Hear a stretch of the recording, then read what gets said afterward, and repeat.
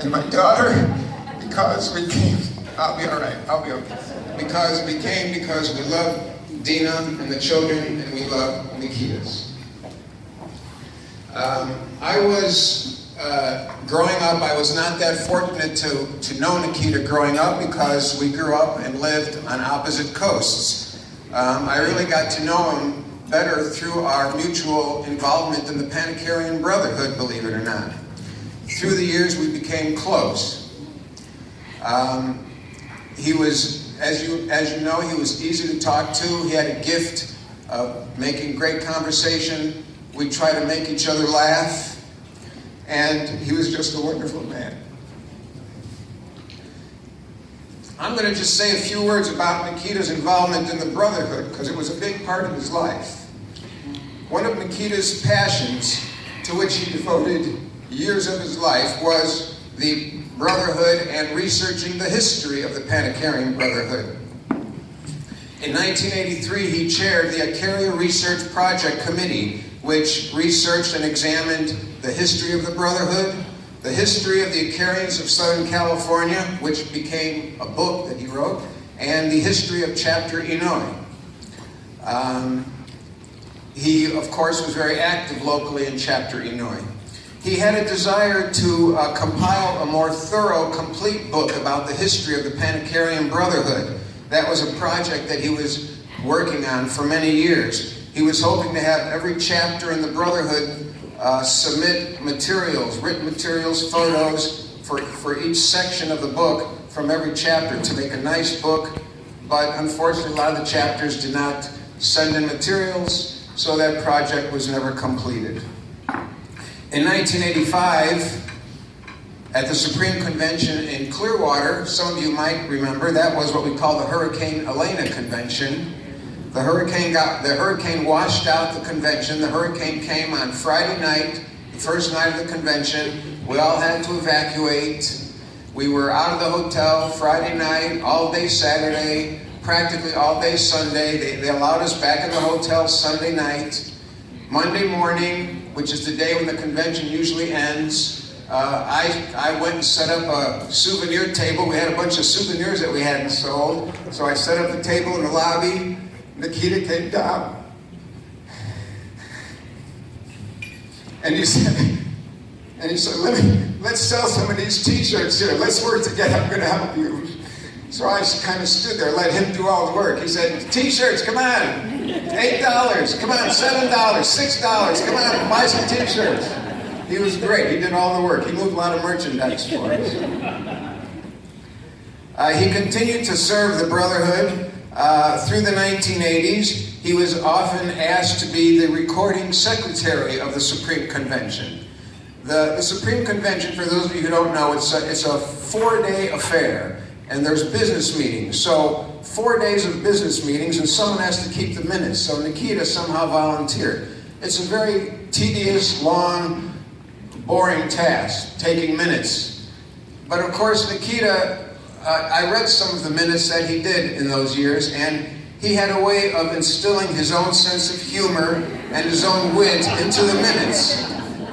So, whereas normal minutes might say something like, Mr. Herovis made a motion to give more money to the old age home.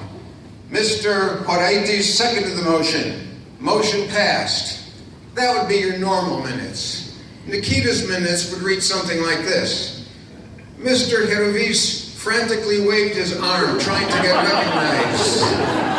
The chair of the convention looked the other way. Then he rolled his eyes. Then he looked at his watch. Then he reluctantly recognized Mr. Herovis.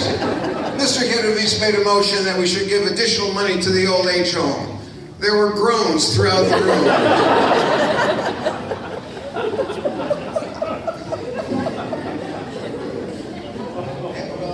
Word for word. The discussion soon turned into an argument.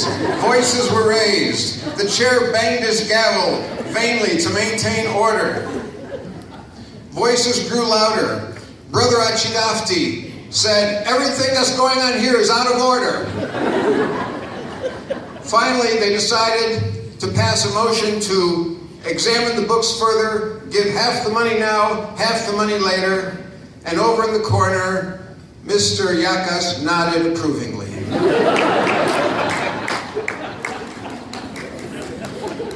Throughout the 1990s and 2000s, Nikita was the perennial budget committee chairperson of the convention. He demonstrated a keen understanding of the finances of the Brotherhood, and he would present his report very efficiently and clearly. He really knew how to balance a budget. Insert joke about U.S. Congress here. Okay. He continued to function as the de facto historian of the Brotherhood. In Toronto in 2002, he was the featured guest speaker at the Supreme Convention, where he educated us all about the history of the Brotherhood. A lot of facts that he knew, which most people do not know. Throughout the 1990s, I was on the Supreme Lodge, and I asked Nikita, come on the Lodge, let's serve on the Lodge together. We could travel to exciting destinations together, like Port Jefferson and Warren and Akron. In 2002, I was finally elected Supreme President, and Nikita was elected as governor of the California District. So for the next 2 years, we did serve on the Lodge together, and that was very nice. A few years later, in 2010, he continued his service. He was elected to be a director of the foundation, which the chairman was Mr. Gus Yakas. Nikita was one of the 3 directors underneath him.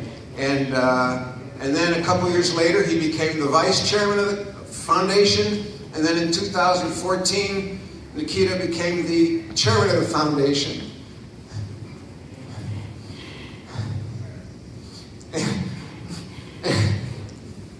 And he asked me to come and serve as one of the directors underneath him. And I served as one of his directors.